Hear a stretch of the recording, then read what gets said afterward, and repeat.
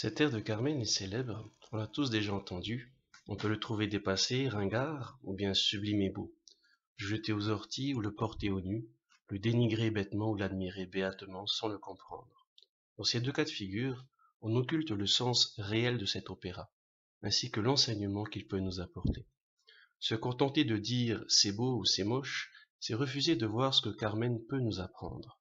L'art n'est pas un simple divertissement, mais il révèle des vérités. Quelle vérité Carmen peut-elle bien nous révéler? Y a-t-il un sens à écouter Carmen aujourd'hui? Le refrain célèbre de l'opéra de Bizet, l'amour est un enfant de bohème, il n'a jamais connu de loi, s'oppose à une idée reçue aujourd'hui selon laquelle l'amour obéirait à des lois que l'on peut enseigner et apprendre.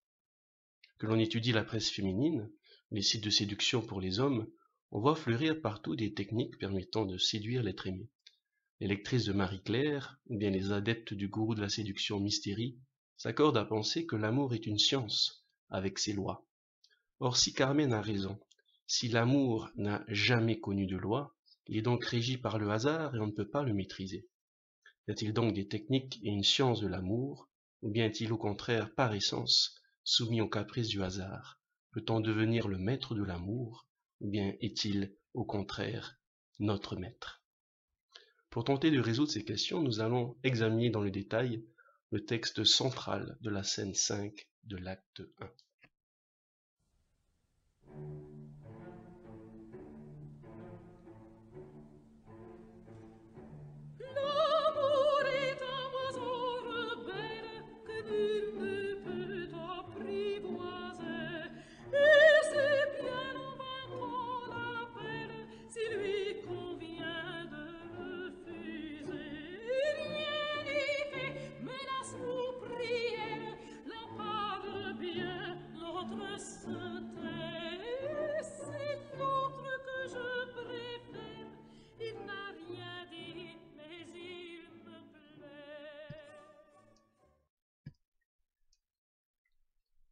Écoutons tout d'abord le texte lui-même, puisque souvent nous sommes hypnotisés par les vocalises des chanteuses d'opéra et on oublie le contenu de ce qui est chanté. L'amour est un oiseau rebelle, que nul ne peut apprivoiser.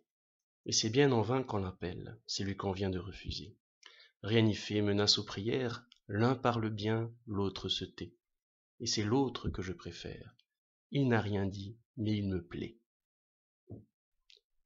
Bizet affirme ici que l'amour ne dépend ni de notre volonté, ni de notre habileté. L'amour est un oiseau puisque l'amour élève notre âme. Lorsque nous sommes amoureux, nous sommes sur notre petit nuage, on voit les choses de haut et les soucis quotidiens ne nous atteignent plus. Cet état de félicité nous saisit à notre insu, et donc il ne dépend pas de nous.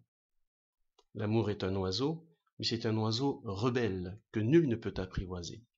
Autrement dit, on ne peut pas mettre l'amour dans une cage. Par nature, il échappe à notre maîtrise. On peut entendre cette absence de maîtrise en un double sens. Nous ne pouvons pas forcer quelqu'un à nous aimer, et nous ne pouvons pas nous forcer à aimer quelqu'un. L'amour n'est pas une affaire de volonté. Il arrive quand il le veut, et repart sans nous demander notre avis. L'amour est un oiseau rebelle, que nul ne peut apprivoiser, et c'est bien en vain qu'on l'appelle, s'il lui convient de refuser, nous dit Bizet. L'amour n'est pas non plus une affaire de technique. On croit souvent que pour séduire quelqu'un, il faut savoir bien parler. Seducere en latin signifie détourner du droit chemin. C'est la parole qui nous donnerait ce pouvoir. Celui qui sait parler aux filles n'en ferait qu'une bouchée. Pourtant, encore une fois, Carmen prend le contre-pied de ce préjugé. Rien n'y fait. Menace aux prières, l'un parle bien, l'autre se tait, et c'est l'autre que je préfère. Il n'a rien dit, mais il me plaît. Bizet nous rappelle ici que la séduction n'est pas une science exacte. L'amour détient une part inaliénable de mystère. Je peux aimer celui qui ne dit rien, être agacé par le beau parleur. Une fille peut tomber amoureuse d'un homme plein de défauts et rester indifférente à un homme pourvu de nombreuses qualités. Nous pouvons donc tirer une double leçon du premier couplet. L'amour n'est ni une affaire de volonté, ni une affaire de technique. C'est ce double constat qui introduit le refrain célèbre de Carmen.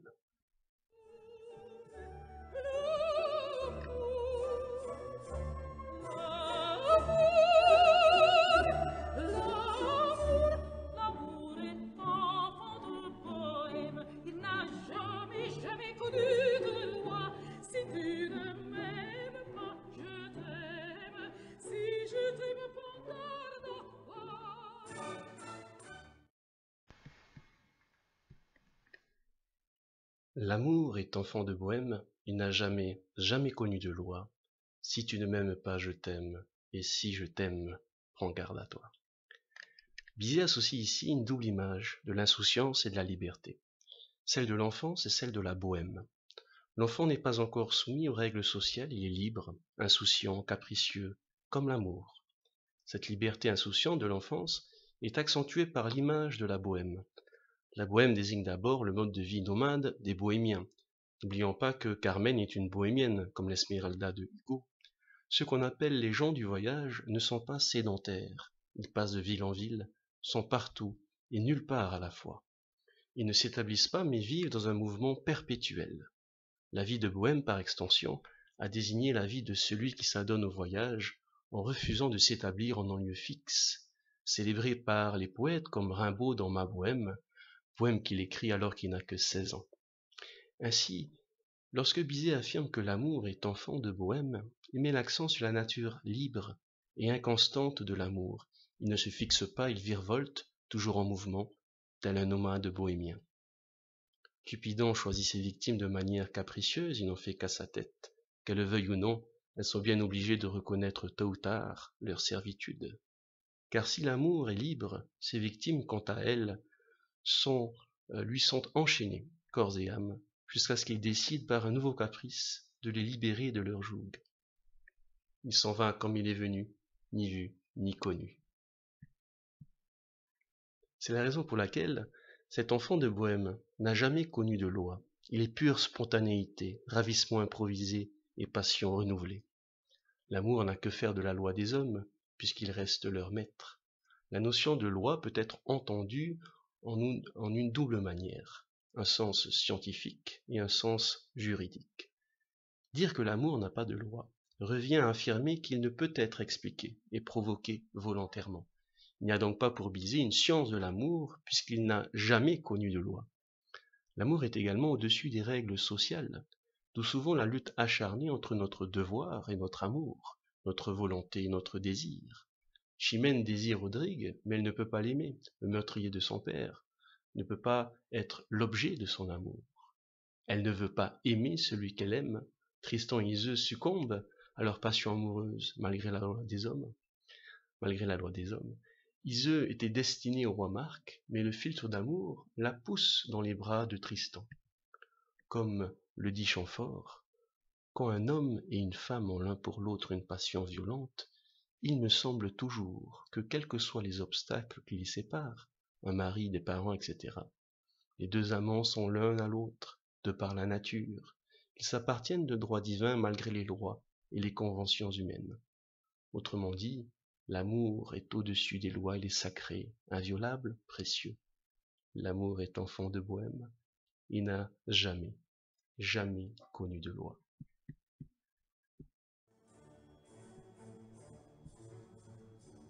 L'oiseau que tu croyais surprendre, battu de l'aile s'envolant. L'amour est loin, tu peux l'attendre, tu ne l'attends plus, il est là. Tout autour de toi, vite, vite, il vient, s'en va, puis il revient.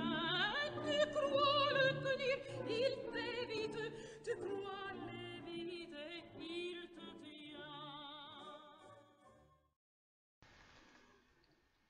L'oiseau que tu croyais surprendre battit de l'aile et s'envola.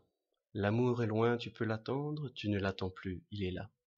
Tout autour de toi, vite, vite, il vient, s'en va, puis il revient. Tu crois le tenir, il t'évite. Tu crois l'éviter, il te tient. Dans le deuxième couplet, Bizet va encore plus loin. Non seulement l'amour ne dépend pas de notre volonté, mais cette dernière constitue également un obstacle. Plus nous courons après l'amour, plus il nous échappe. Plus nous essayons de l'enfermer dans une cage, plus il s'éloigne inexorablement. Vivre dans l'attente et l'espoir de la venue de l'être aimé nous empêche d'y avoir accès. Il ne paraît que lorsqu'on ne l'attend plus. L'amour ne peut saisir qu'un cœur disponible, libre, ouvert au hasard et à la vie. Lorsque notre âme est enchaînée à quelqu'un, elle se dessèche.